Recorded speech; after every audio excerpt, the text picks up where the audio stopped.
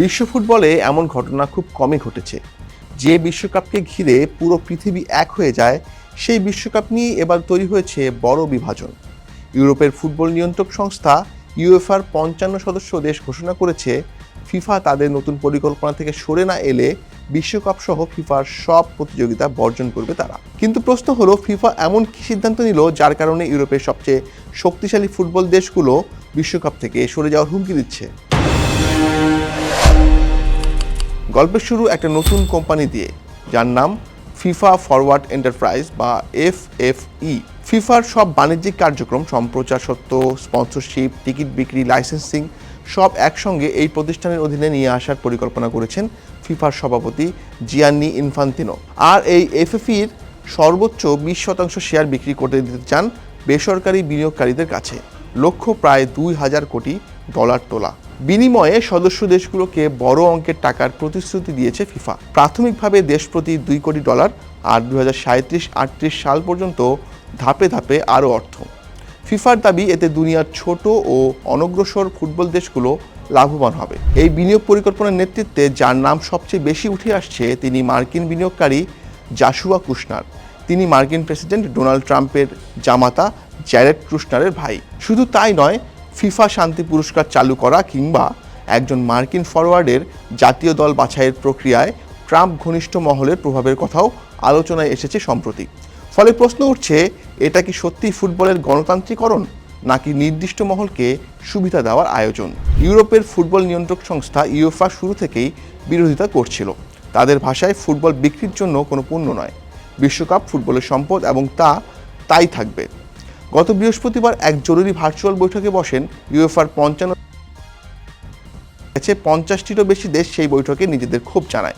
বৈঠক শেষে ইউএফা ঘোষণা দেয় তারা এবং তাদের সদস্য দেশগুলো ফিফার কোনো প্রতিযোগিতায় অংশ নেবে না। ইউএফার অভিযোগ, এই সিদ্ধান্ত নেওয়ার আগে সদস্য দেশগুলোর সঙ্গে কোনো প্রকৃত আলোচনাই করা হয়নি। তাদের ভাষায়, এটা শুধু নেতৃত্বের ব্যর্থতা নয়, বিশ্ব ফুটবলের অভিভাবক হিসেবে ফিফার দায়িত্ব থেকে সরে যাওয়ার শামিল। ইউএফার পর এবার ফিফার পরিকল্পনার বিরোধিতা করেছে ক্যানকেকাফও। ৪১ সদস্যের দেশের বৈঠক শেষে বিশ্বকাপের অংশীদারত্ব বেসরকারি বিনিয়োগকারীদের কাছে বিক্রির প্রস্তাব প্রত্যাখ্যান করেছে উত্তর মধ্য আমেরিকা ও ক্যারিবিয়ান অঞ্চলের এই সংস্থা। তাদের অভিযোগ, যথাযথ প্রক্রিয়া অনুসরণ না করেই এমন বড় সিদ্ধান্ত নেওয়া হয়েছে। তবে ইউএফার মতো বিশ্বকাপ বর্জনের ঘোষণা দেয়নি ক্যানকেকাফ। শুধু তাই নয়, ফিফার দীর্ঘদিনের মিত্র বলে পরিচিত এশিয়ান ফুটবল কনফেডারেশনও এবার সতর্কবার্তা দিয়েছে। সব মহাদেশীয় সংস্থার সমর্থন ছাড়া এই পরিকল্পনা সফল হবে না, আর ফিফার কাছে সেই সমর্থন এখন নেই। ফিফার ভোটের নিয়ম হলো এক দেশ এক ভোট। ইউরোপের ৫৫ দেশ বিরোধিতা কিংবা ক্যানকেকাফের ৪১ দেশ প্রত্যাখ্যান করলেও এশিয়া আফ্রিকা অঞ্চলের ছোট দেশের সংখ্যাই বেশি। ফুটবলে অর্থ সংকটে থাকা এসব দেশের কাছে ফিফার প্রতিশ্রুত কোটি কোটি ডলার বিশাল সুযোগ, আর সংখ্যাগরিষ্ঠ ভোটে পরিকল্পনা পাশ হয়ে যাওয়ার সম্ভাবনা উড়িয়ে দেওয়া যাচ্ছে না। সদস্য দেশগুলোর মতামতের জন্য ১৯ সেপ্টেম্বর পর্যন্ত সময় বেঁধে দিয়েছেন ইনফান্তিনো। এই স্বল্প সময়ের মধ্যে ঠিক হবে ফুটবলের ভবিষ্যৎ কাঠামো কেমন হবে। সবচেয়ে বড় ঝুঁকিতে আছে ২০২৭ সালের নারী বিশ্বকাপ।